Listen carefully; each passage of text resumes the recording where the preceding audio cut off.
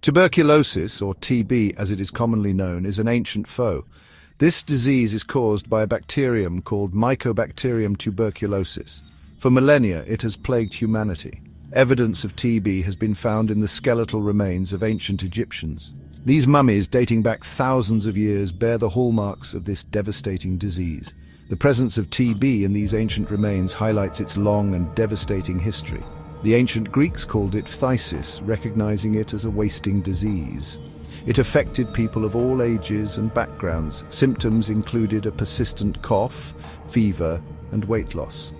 Sadly, for much of human history, there was no effective treatment. Throughout the Middle Ages, TB continued to cast a long shadow over Europe. The disease was often referred to as consumption due to the way it seemed to consume its victims from the inside out. It was a leading cause of death, particularly among the poor and malnourished. The lack of understanding about its cause and transmission only added to the fear and suffering it caused.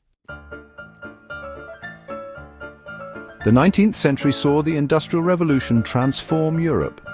However, this period also witnessed a surge in tuberculosis cases. Overcrowded cities and poor sanitation provided fertile ground for the bacterium to spread. It was during this era that TB earned the grim moniker, the White Plague. Tuberculosis became tragically romanticized during this period. It was often associated with artistic and sensitive souls. Famous poets like John Keats and Percy Bysshe Shelley succumbed to the disease. Their tragic deaths only added to the aura of suffering and artistic brilliance associated with TB. The disease did not discriminate. It affected people from all walks of life, rich and poor alike. However, the lack of effective treatment meant that it disproportionately impacted the lower classes. They were the ones most likely to live in crowded and unsanitary conditions, making them more vulnerable to infection. The 20th century heralded a new era in the fight against TB. In 1944, a groundbreaking discovery revolutionized TB treatment. Selman Waxman, a Ukrainian-American scientist, discovered streptomycin. This was the first antibiotic effective against Mycobacterium tuberculosis. The discovery of streptomycin was a turning point in the battle against TB. It offered a glimmer of hope for millions suffering from this debilitating disease. For the first time, there was a chance for a cure. This led to the development of other anti-TB drugs, and the incidence of TB began to decline in developed countries. The World Health Organization, WHO, launched the DOTS strategy in the 1990s. DOTS stands for Directly Observed Treatment Short Course.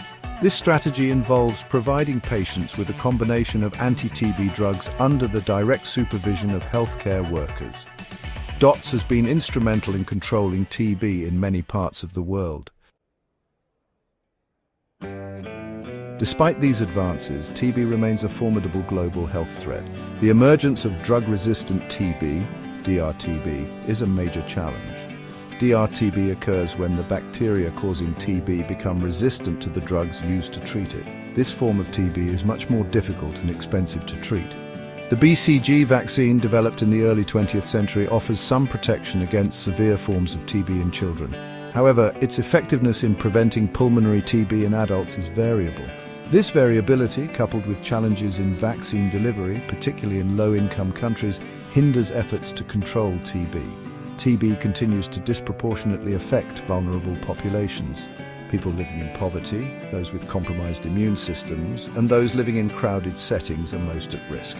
The lack of access to adequate healthcare, malnutrition, and co-infections like HIV further exacerbate the problem. Eradicating TB requires a multifaceted approach. This includes developing new and more effective drugs and diagnostic tools.